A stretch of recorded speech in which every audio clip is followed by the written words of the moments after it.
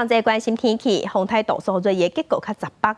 目前东半部已经透风落雨，气象局有针对八县市发布大水洪特报。同齐来看分图。中台风台度数热，海上风台警报、陆上风台警报拢已经发布。因为这个风台结构较完整，有可能会带来强风大雨。气象局有针对宜兰、花莲、台东等八个县市发布大水洪特报。明仔载风台雨会更较明显。花莲、台东也有南部的山区，嘛会出现超大水雨的急速，爱细日露出灾情。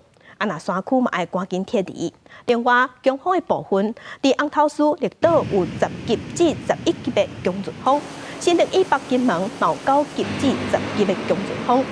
温度的方面，受风台外围环流的影响，沉降效应出现，所以气象局嘛有针对11个县市发布高温的警示，其中台中、彰化、云林、金门今仔日拢有机会出现38度的高温。